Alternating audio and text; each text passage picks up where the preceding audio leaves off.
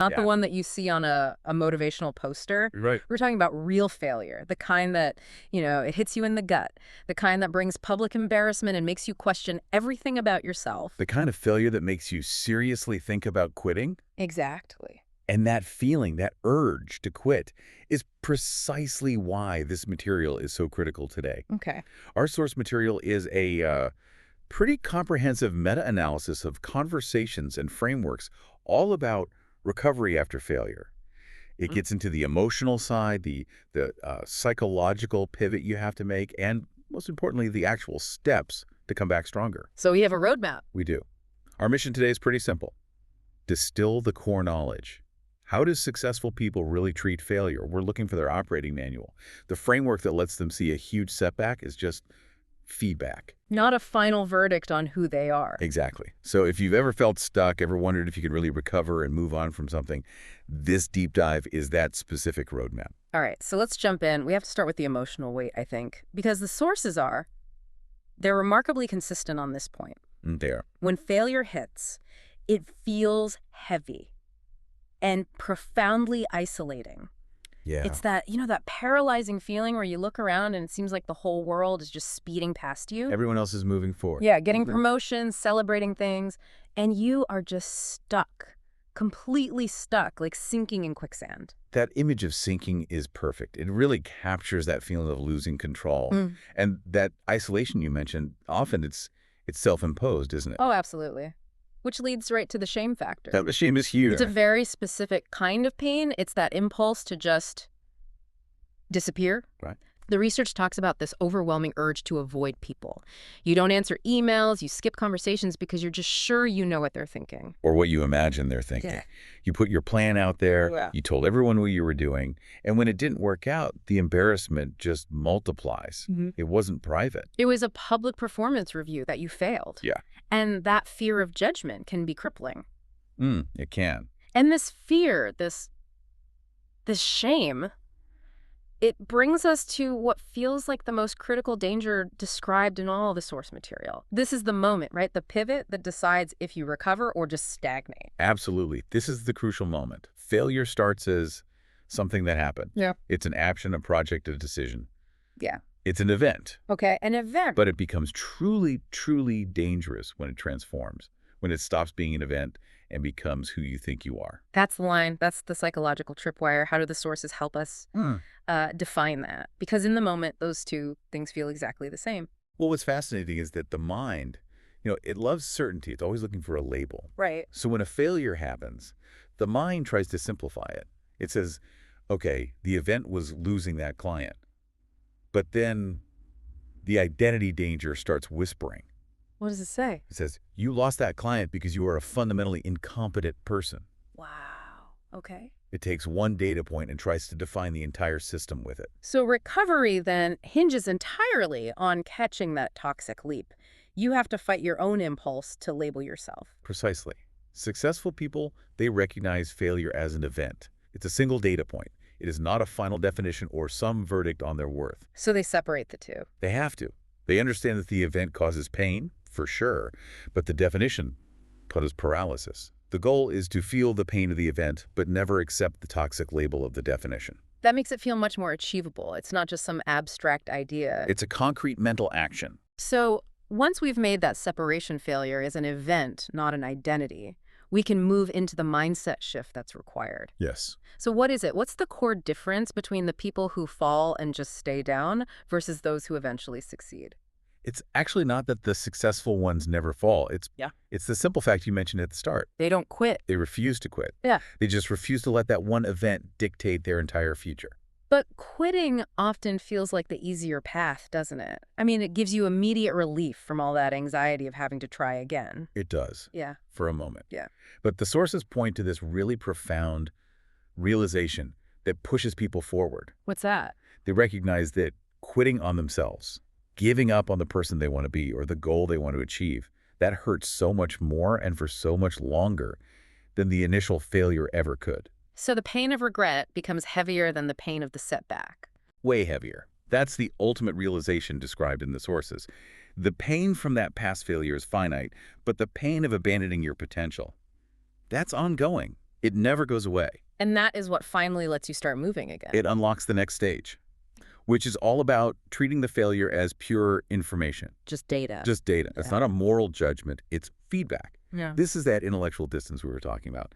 The emotions process the pain, but then the intellect takes over to analyze what needs to be fixed. It's like giving yourself 5 minutes to scream into a pillow, Yeah. maybe, and then the next 5 minutes go your brain asking, okay, what did the numbers actually tell me? That is a fantastic way to put it. It's the difference between self-pity and root cause analysis. So we've made the mental shift. Now we get to the practical stuff. This is what you, our listener, really care about. Let's unpack the specific 4-step roadmap for the comeback. Okay, let's get actionable. Step 1. This one is often the hardest for driven people because it feels so counterproductive. And it is. Allow yourself to feel. You have to be honest about the pain. You can't just power through it. You can't. We're sort of conditioned to jump right into fix-it mode, but real healing requires emotional honesty. If you try to suppress the shame or the sadness, you're burying it alive. It'll come back. I think that's where a lot of people get tripped up. They worry that feeling the pain means they're just going to start wallowing in self-pity forever. That's a great point, and a real danger. The sources suggest structured acknowledgement. What does that mean? It means setting a specific time, say 48 hours. For those 2 days, you grieve the loss. You let yourself be angry or sad or disappointed. But you draw a hard line after that period. Ah, so it's active. Grieving is an active process. Wallowing is passive. The structure prevents the event from bleeding into your identity. You say, okay, I acknowledge this hurt, and now I close the book on this phase. Acknowledge it, but fence it in. I like that. That structure leads us right into step 2, which is the key analytical part. Right. Step 2 is separate emotion from evaluation. You have to change how you talk to yourself. Exactly. You must shift your internal dialogue away from that destructive self-attacking question. What's wrong with me? Yes, away from that and toward the objective fact-finding question. What went wrong with the process? Can you give us a concrete example of that? Something someone can literally catch themselves saying. Sure. Let's say you lost a job. The emotional narrative is, I got fired because I'm a terrible employee and I'll never succeed. Right, the identity label. The step 2 analysis asks different questions. It asks, was the job description a bad fit for my skills? Was that deadline realistic for the resources I had? Did I miscommunicate this specific expectation? One is a death sentence. The other is just an engineering problem you can solve. That distinction is incredibly powerful. You're moving from character assassination to, like, a systems audit. That's it, exactly. Okay, so once you have those neutral facts from your audit, we're on to step 3. Rewrite the story. Tell us about that. The sources all stress the importance of conscious narrative control. The event happened. You can't change the facts, but you have 100% control over the story you tell yourself about those facts. If you keep telling yourself you're a failure. You'll internalize it. Yeah. You essentially weaponize your own inner monologue against yourself. So what's the tool to rewrite it? How do you do it?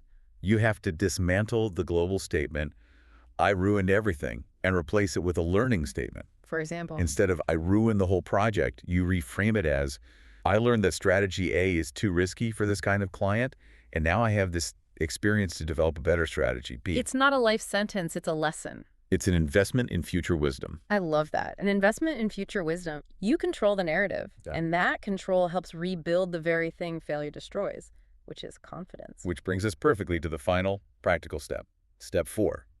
Start small. Look, if a big failure has completely eroded your confidence, you can't just jump back into another massive project. That's setting yourself up to fail again. Right. Confidence is shattered in one big blow, but it has to be rebuilt incrementally, piece by piece. So how do we choose that small task? What if even the small things feel overwhelming? The sources define start small as achieving an undeniable, measurable win, something that directly contradicts that feeling of helplessness. So it's not about landing a huge new client. No, it's about finishing that one email you've been procrastinating on, organizing that messy corner of your desk, getting up 30 minutes earlier for a week straight and actually doing it. It sounds like the task itself matters less than the act of doing it consistently. It's about building momentum. Precisely. A series of small wins rebuilds that inner belief that you are capable, that you can execute. It overwrites the memory of the big setback with fresh, new evidence of your own competence. You're building a sequence of minor successes that's so powerful it just rewrites the failure script.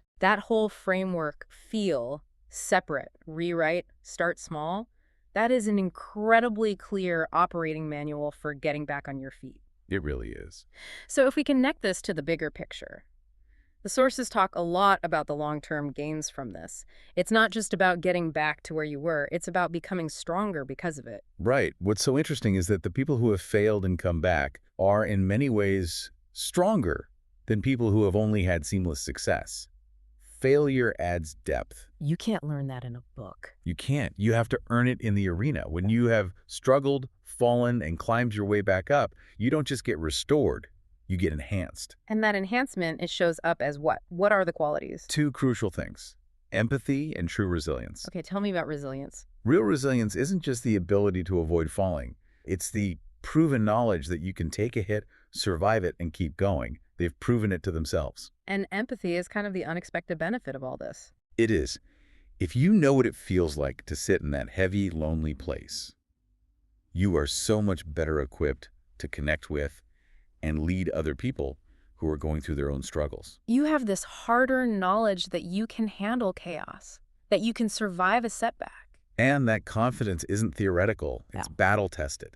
No one can ever take that away from you. And that is the core message for you. If you're listening to this and you're sitting in that heavy, lonely place right now, this moment is not the end. No. It is temporary feedback that you are currently processing. And your struggle is just proof that you tried. And putting yourself out there to begin with, that is the only prerequisite for growth. That is what really matters. Your comeback doesn't have to be loud or flashy. It doesn't need to impress anyone. It just has to be real for you. A quiet, systematic commitment to executing those 4 steps we just talked about. And we should remember that profound redefinition of success that we pulled from the sources. Yes, failure is not the opposite of success. It is part of it. The ability to fail, learn, and try again with better knowledge, that is success in motion. Okay, so a final thought for you to carry forward. If you are judging yourself right now based on the wreckage of a past attempt, just ask yourself this: are you defining yourself by the final product or by the courage it took to start building in the first place?